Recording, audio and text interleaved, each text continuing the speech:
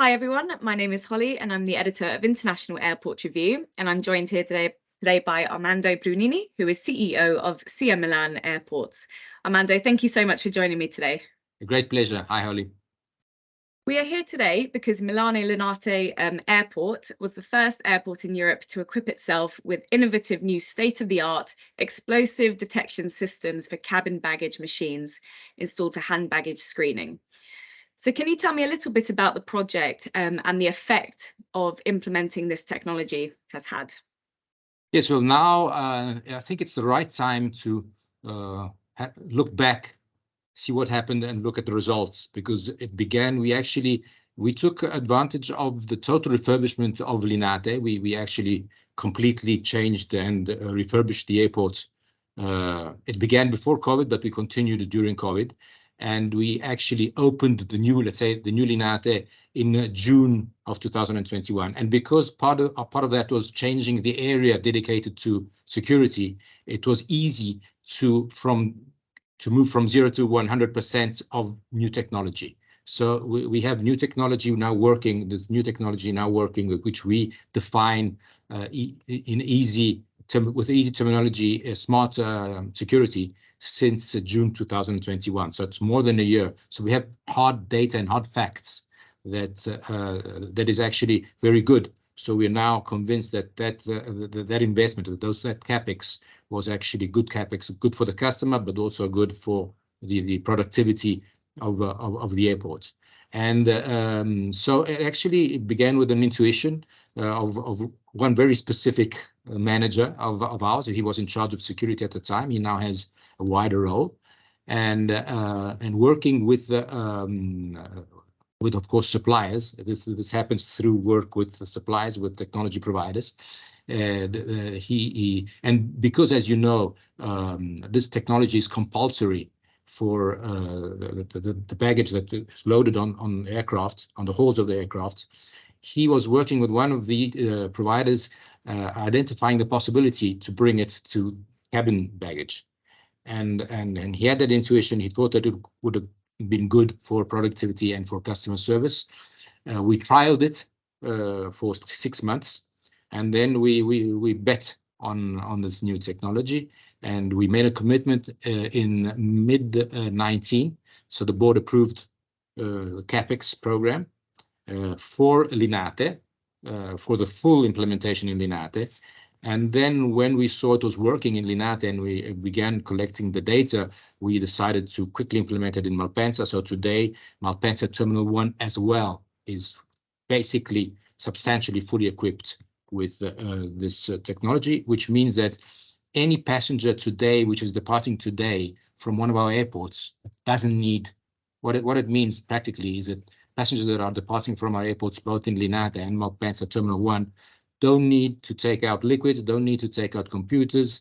We all know personally how much that is a hassle for all of us when we travel. Absolutely, that's fantastic news. And I know you can't really sometimes get out your laptop until you've got something to actually put your bag on. So you can't really take it out as you're waiting in the queue. So I can imagine the great effect that this is having on Yes. Passenger experience and productivity, like you mentioned. We'll come back to that in a second. But you mentioned that you already have some data, because it's been implemented for a while now. So could you share that data with us? Yes, of course, the data refers to Linate because Malpensa was only completed recently. So we had it partially for some time, and now it's complete in Malpensa. So the data is related to Linate. So if we compare this February with the pre-COVID, the period before the new technology, basically we reduced waiting times we halved waiting times. So 90% of our passengers today in February in Linate took less than 5 minutes to pass security, which is half of the average with the old technology. And this is, of course, because of the speed of the process. Basically, per lane, we used to process 125 passengers per hour as an average, and it's now moved to 200 at least, because when we have peak when it's peak traffic, which means that we can push productivity, it goes to 250. So really another level of productivity. So we halved waiting times and we improved productivity, which has an impact also on the payback of this investment. So this investment pays back in just a few years. So it's a big investment, but it pays back. Fantastic. Now, how has the passenger perception of security changed since you implemented this technology? Have you been able to measure it as such, or is it all anecdotal? No. It's both. It's both. We measure perceived quality. I mean, all airports do, or basically all airports do. We have specific data on all the elements and all the phases of the experience of the passenger in the terminal, and there's a lot on security, which is one of the pain points. So basically, we had one of the reasons for which we decided to invest on this technology was because the score we used to have on security was we weren't satisfied.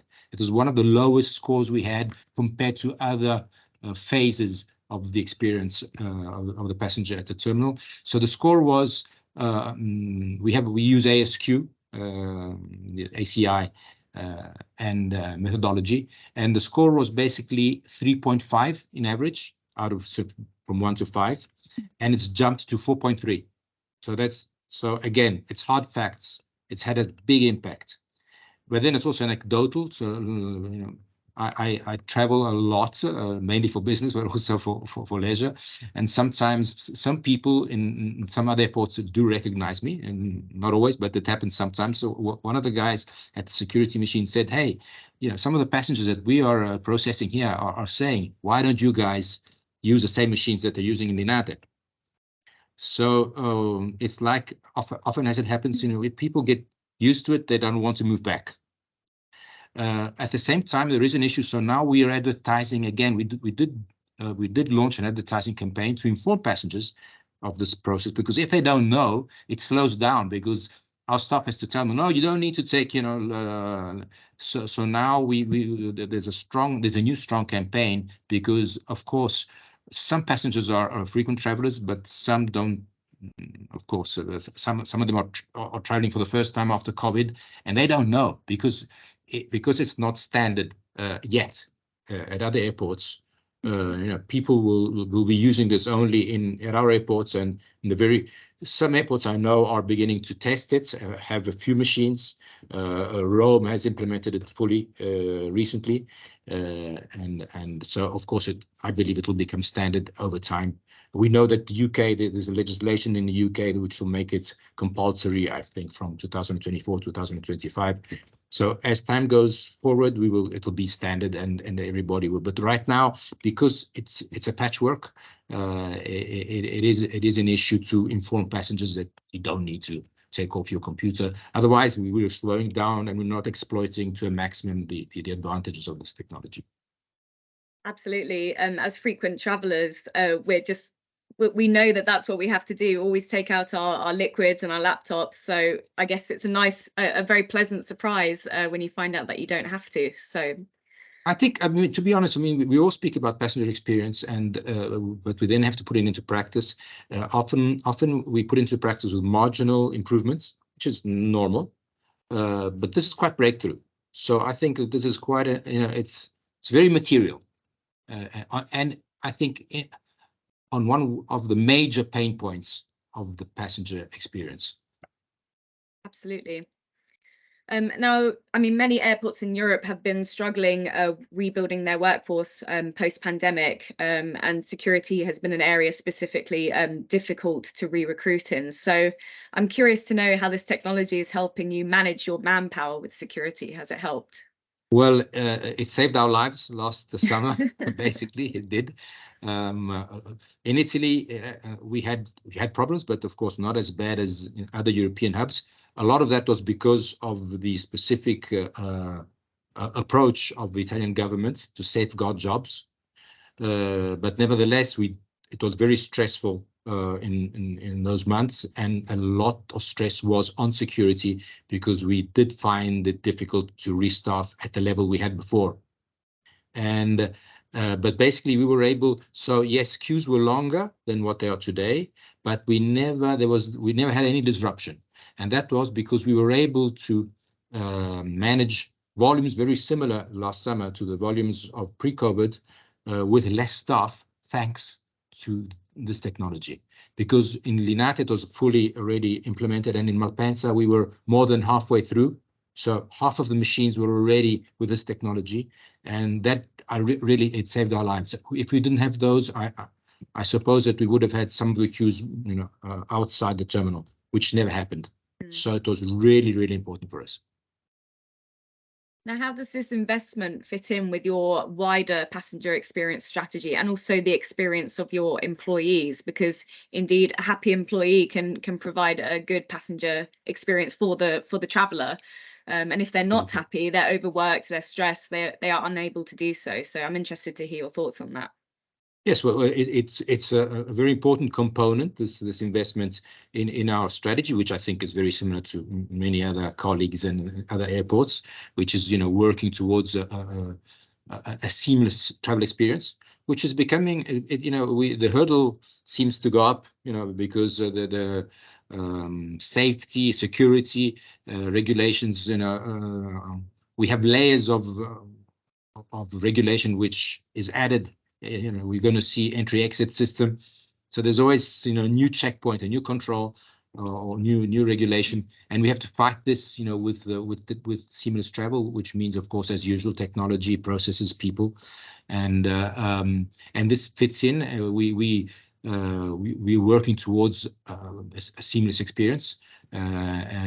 And also a pleasant experience. So, remaining on security, we use this word smart security, which is using this specific technology, but also adding other components to security. When we refurbished the Linate security area, we use neuroscience. So we use neuroscience architects and experts to redesign that area to make it less stressful. Wow. We also added other parts of technology, minor technology in security. So you don't need to take your shoes off, because we have shoe measuring technology at each lane. So if it beeps, you just stand on that instrument and other. And we're working a lot on biometrics. So we have a pilot. A pilot has been in place now over a year, on just on one specific route, we've branded it face boarding, and the pilot has been pretty successful. So now we're in the phase, we've bidded out a big capex program on this technology, on biometrics, which we hope to roll out next year. So we will actually pass from a pilot project to a more stable offering in terms of biometrics. I believe that it will grow gradually, because you need to enroll, to use biometrics, and therefore I think that it's very good and very focused and targeted to frequent travelers, especially in the beginning. But we will work on biometrics. We're already investing on biometrics, so that's another relevant component of our strategy. Backdrop is standard, but we need to put more. So we're investing on backdrop so automation, digitalization, and like I think many airports, I don't think there's anything really new here. It's a question of doing it, of implementing it and doing it. Absolutely. And I'm interested to know, if passengers get through their security quicker and get through to the other side where all of your retail offerings are, have you seen an uptick in the revenue generated by your retail providers? This is a very interesting question. I remember some years ago in a different airport, we did do a research which demonstrated that, yes, we focused it only on duty-free spend, because, of course, in most airports, duty-free is immediately after the walk-through, duty-free is immediately after security, and the results were, yes, there is an improvement of passenger spend. And we just did a similar analysis on a very vast number of data, of transactions. We measured 9 months of transactions in our duty-free shops in both Malpensa and Linate on various aspects. It was a very interesting piece of work. And again, yes, there is a confirmation. without any doubt, faster and easier experience and more dwell time and a more relaxed dwell time does improve. I will not give you data because they're confidential, but yes, there's a positive impact.